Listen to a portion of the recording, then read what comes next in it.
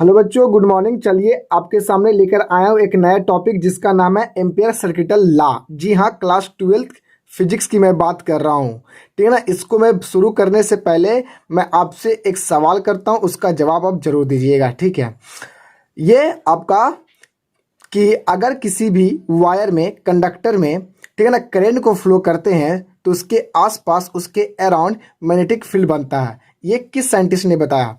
तो आपका right answer होना चाहिए ऑस्टेड साहब ने 1820 ईस्वी में अपनी एक एक्सपेरिमेंटली से प्रूव कर दिया।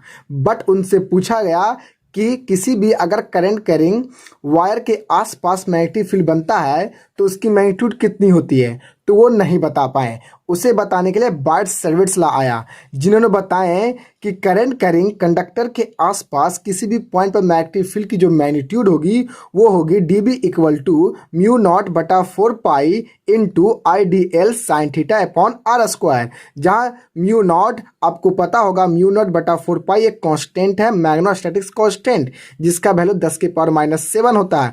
और आई वायर में बहने वाला करंट और डी एक छोटा सा लेंथ एलिमेंट होता है। ठीक है ना। और आर जो आपका होता है वो आपका डिस्टेंस होता है। ठीक है ना। ये आपको पता होना चाहिए।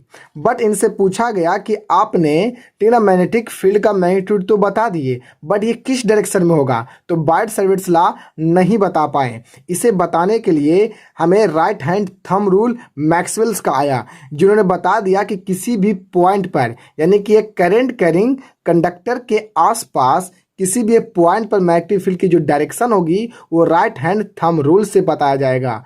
यानी कि आप अगर, जैसे कहने का मतलब है कि यहाँ पर आप एक देख सकते हैं, ये आपका वायर है, तो इस वायर में क्या बह रहा है, करंट बह रहा है। तो इस करंट की वजह से इसके आसपास में मैग्नेटिक फील्ड बनेगी। तो किसी भी पॉइंट पर मैग्नेटिक फील्ड की डायरेक्शन किस डायरेक्शन में होगा, ये कैसे पता चलेगा? तो इसे पता करने के लिए मैक्सवेल ने राइट हैंड रूल ये दिया कि जिस डायरेक्शन में आपका करंट बह रहा है वायर में, उस डायरेक्शन में अपना थंब रखिए और चारों अंगुलियों को कर्ल करिए। कर्ल मतलब घुमाइए। तो जिस पॉइंट पर आप मैग्नेटिक फील्ड निकालिएगा उस पॉइंट पर चारों अंगुलियां क्या करेंगे, मैग्नेटिक फील्ड के डायरेक्शन को पॉइंट्स करेंगे। ठीक है। तो इस तरफ से पता चलता है। अब एक नया साइंटिस्ट आया जिनका नाम है एम्पियर सर्किटल लॉ। अब इसको समझते हैं कि ये साइंटिस्ट ने क्या कहता है। तो सुनो, इनका कहना था कि अगर आप किसी भी वायर में करंट बहाते हैं तो इतना तो हम लोग जान चुके हैं कि उसके अराउंड मैग्नेटिक फील्ड बनता है।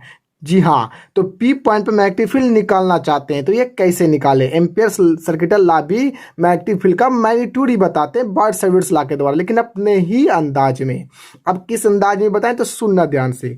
जैसे कहा कि ना कि करंट कैरिंग कंडक्टर के आसपास में चारों पट्टी से, ठीक है ना, एक इमेजिनरी लूप बनाए, क्लोज लूप बनाए, और उस क्लोज लूप पर अगर आप किसी भी पॉइंट पर मैग्नेटिक फील्ड निकालना चाहते हैं इस करंट कैरिंग कंडक्टर की वजह से, तो वो क्या कि छोटा सा लेंथ एलिमेंट लेकर, और उस छोटा सा लेंथ एलिमेंट में जो मैग्नेटिक फील्ड होगा, ठीक है ना, उस लेंथ एलिमेंट में जो जो मैग्नेटिक फील्ड होगा उसको धीरे धीरे सारे लेंथ एलिमेंट को लेते हुए जोड़ दिया, डेट मीन्स इंटीग्रेट कर दिया। और उन्होंने बताया कि इस इमेजिनरी लाइन पर, यानी कि इस क्लोज लूप पर जो छोटा लाइन एलिमेंट के साथ जो मैग्नेटिक फील्ड होगा और धीरे धीरे सबको जोड़ दीजिएगा तो जो टोटल मैग्नेटिक फील्ड जो आसपास निकलेगा वो बराबर होता है म्यू नॉट आई इनसाइड की। यानी कि इसको अगर लैंग्वेज में बोला जाए तो ध्यान से समझिएगा।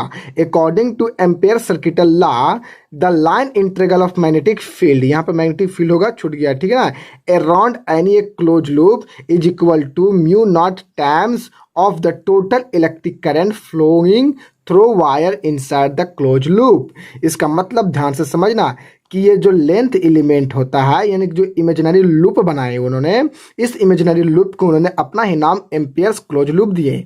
और इस लूप पर छोटा छोटा सा लूप की वजह से, यानी कि छोटा सा लेंथ एलिमेंट पर जो मैग्नेटिक फील्ड होगा उस मैग्नेटिक फील्ड को छोटा लेंथ एलिमेंट पर मैग्नेटिक फील्ड जो बनेगा, जैसे यहाँ पर मैग्नेटिक फील्ड बनेगा, फिर यहाँ पर मैग्नेटिक फील्ड बनेगा, यहाँ पर मैग्नेटिक फील्ड बनेगा, यहाँ पर मैग्नेटिक फील्ड बनेगा, यानी कि छोटे लेंथ एलिमेंट पर जो मैग्नेटिक फील्ड होगा उस सारों को जोड़ दिया, और जोड़ने के बाद कहा ने कि आपस में बराबर हो जाएगा म्यू नॉट आई इनसाइड के। म्यू नॉट यानी कि magnetic permittivity of free space, I inside का मतलब होता है कि इस लूप के अंदर जो वायर होगा उस वायर में टोटल करेंट, यानी कहने का मतलब है कि जैसे अगर इस वायर में देखा जाए तो करंट ऊपर की तरफ जा रहा है, तो टोटल करंट अगर 10 एम्पियर है तो यहाँ पर 10 पुट करिएगा, क्योंकि इस लूप के अंदर वायर है और उस वायर में 10 एम्पियर की करंट ऊपर की तरफ जा रहा है, तो 10 पुट करिएगा। आपका इस तरह से भी हो सकता है कि इस लूप में एक करंट ऊपर जा रहा है, एक करंट नीचे आ रहा है, तो टोटल करंट आपको निकालना पड़ेगा, तो उस कंडीशन में आपको घटाना पड़ेगा। जैसे में अगर 10 एम्पियर की धारा ऊपर की तरफ जा रहा है और 5 एम्पियर की करंट नीचे की तरफ आ रहा है, अगर दो वायर हो तो इस लूप के अंदर, तो टोटल इस लूप के अंदर कितना करंट होगा, तो 10 एम्पियर में से 5 एम्पियर घटाकर आपको यहाँ पर पुट करना पड़ेगा। अगर दोनों सेम डायरेक्शन में होगा उस लूप के अंदर में, जैसे यहाँ पर एक और वायर होगा और दोनों सेम डायरेक्शन में करंट बह रहा है, तो टोटल करंट को जोड़ना पड़ेगा। ये आपका होता है। जैसे यहाँ पर देखिए, इसको इस तरह का फॉर्म में भी लिख सकते हैं, यहाँ पर समीशन भी दे सकते हैं। समीशन आई इनसाइड मतलब होता है लूप के अंदर जो वायर होगा उस वायर में टोटल करंट का सम करना है, मतलब जोड़ना, ठीक है ना। और इसको पढ़ा कैसे जाता है कि line integral of magnetic field, ठीक है ना, अराउंड ए क्लोज लूप, और वो क्लोज लूप को बोलते हैं एम्पियर क्लोज लूप बोलते हैं, ठीक है। और म्यू नॉट का मतलब magnetic permittivity of free space की बात पर करेंगे, ठीक है, जो वैक्यूम या फिर आप बोल सकते हैं एयर की बात करते हैं, एयर मीडियम की। और आई इनसाइड का मतलब is the total current inside the close loop, समझे। अब इसकी प्रूफ हम लोग देख लेते हैं फटाक सुना, ठीक है। तो चलिए इसकी प्रूफ देखते हैं। तो इसको प्रूफ करने के लिए सबसे पहले हम लोग को एक वायर मानना पड़ेगा और उस वायर में हम लोग को करंट फ्लो करना पड़ेगा, ठीक है। तो सबसे पहले हमने क्या किया, हमने कंसिडर डेट किया, मान लिया an infinite current carrying straight wire in which I current is flowing and P is a point at R perpendicular distance from O point of wire.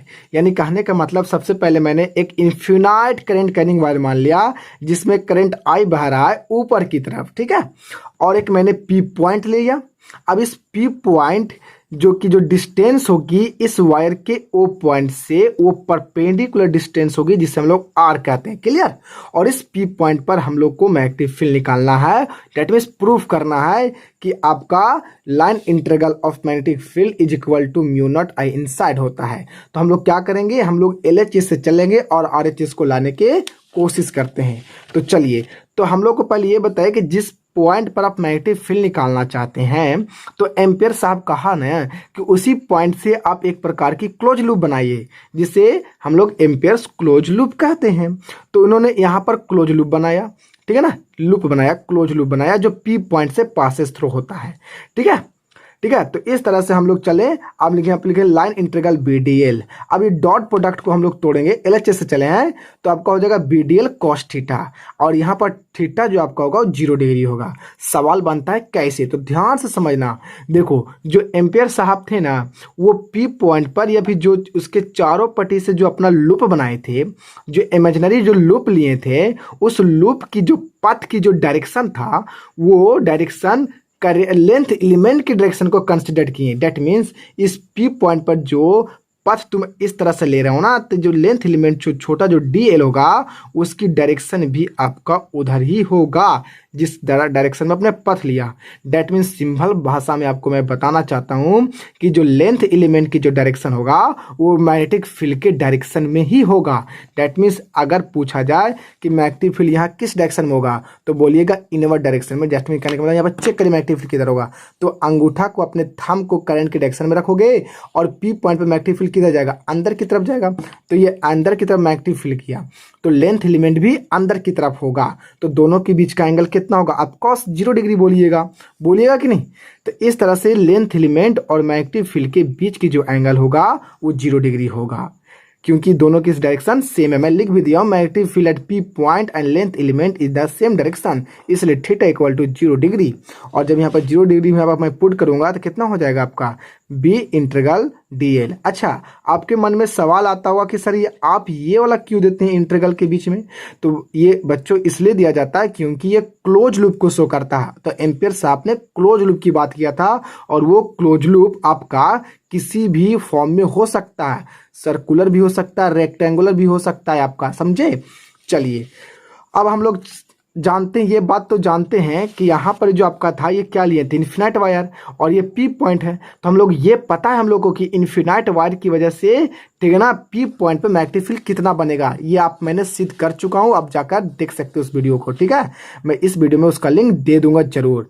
Infinite current करिंग state wire की वजह से टिगना उसके आस पर magnetic field कितना बनता है, तो वो बनता है आपका बी एक बराबर होता है म्यू नॉट आई बटा 4 पाई आर, इतना बनता है। जहाँ आई वायर में बहने वाला करंट और आर वायर और पॉइंट के बीच का डिस्टेंस होता है, समझे। तो बट यहाँ पर आई जो आपका जो होगा ना जी, इस लूप के अंदर वाला आई होगा, तो इस यहाँ पर आप आई के जगह आप आई इनसाइड लिख सकते हैं सिद्ध करने के लिए, ठीक है ना, एम्पियर सर्किटल लॉ को। तो इस तरह से आप समीकरण 1 को ध्यान से देखिए। तो समीकरण 1 और समीकरण 2 को ध्यान से देखिए कि समीकरण 1 में बी इंटीग्रल डीएल है, तो और यहाँ पे बी बराबर mu naught I inside upon 2 pi r है। ये आया कैसे, तो इस इन्फिनाइट स्टेट वायर की वजह से पी पॉइंट मैग्नेटिक फील्ड कितना होता है ये हम जानते हैं। तो मैंने मैग्नेटिक फील्ड निकाल दिया, पी पॉइंट पर भी इतना होगा, और इसको मैंने पुट कर दिया। तो इसको मैं पुट कर दूंगा तो कितना हो जाएगा बताओ। तो इस तरह से आपका इतना बराबर, इसे चले थे ना, तो इतना बराबर आ जाएगा mu naught I inside upon 2 pi r. यहाँ पर मैंने पुट किया और ये मैंने लिखा इंटीग्रल डी एल, समझे। और डीएल का इंटीग्रल आपकी कितना हो जाएगा जी, एल हो जाएगा। और ये एल कितना होगा, तो एल जो होगा ना, ये छोटा सा ना लेंथ एलिमेंट था, तो छोटा सा DL DL DL DL DL DL, इसको पूरा जोड़िएगा तो कितना आ जाएगा, इस सर्कुलर लूप की पूरी पेरीमीटर के लेंथ के बराबर हो जाएगा। एल पूरा लेंथ कितना हो जाएगा इसके पेरीमीटर के बराबर, तो इसका पेरीमीटर कितना होता है 2 पाई आर हो जाएगा, क्योंकि इसकी रेडियस आर के जैसा काम कर रहा है ना। तो यहाँ पर आपका हो जाएगा 2 पाई आर। तो इस तरह से 2 पाई आर से 2 पाई आर कट जाएगा, और इस तरह से हमारा आ जाएगा line integral of magnetic field around a close loop is equal to mu naught I inside. और ये आपका हो गया प्रूव, इस तरह से, समझे।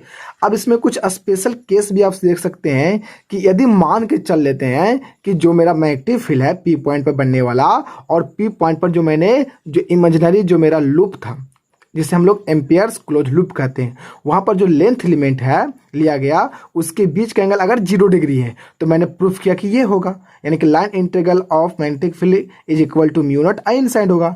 बट अगर मान के चलते हैं कि 90 डिग्री हो जाए, तो वहां पर आपका मैग्नेटिक फील्ड अगर सोल्व करिएगा तो 0 आएगा, क्योंकि आपका यहाँ पर देखा जाए कि अगर cos 90 की बात करिएगा, यहाँ पर पुट करिएगा, तो cos 90 कितना होगा 0 के बराबर, तो पूरी तरह से आपका 0 हो जाएगा, समझे।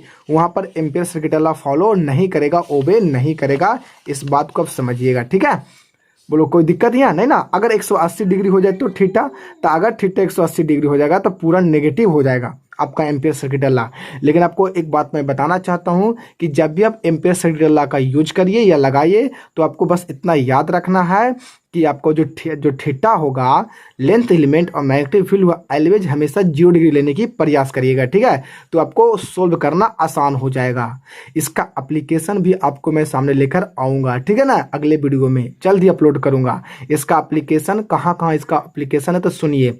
सबसे पहले कि जैसे करेंट करिंग सिलेंड्रिकल वायर होगा, वो आपका खोखला भी हो सकता है, that means hollow and solid हो सकता है, तो उसकी वजह से उसके आसपास अराउंड में मैग्नेटिक फील्ड कितना बनेगा, ये पहला एप्लीकेशन हो गया एम्पियर सर्किटल लॉ का। दूसरा आपका हो सकता है कि एक सोलेनोइड की वजह से आसपास और उसके एक्सिस पर कितनी मैग्नेटिक फील्ड बनता है, ये भी इसका एप्लीकेशन हो गया। दूसरा आपका एप्लीकेशन हो गया कि टोराइड अपने आसपास और अपने एक्सिस पर कितना मैग्नेटिक फील्ड बनाता है, ये भी एम्पियर सर्किटल लॉ से ही बनाया जाएगा, ठीक है।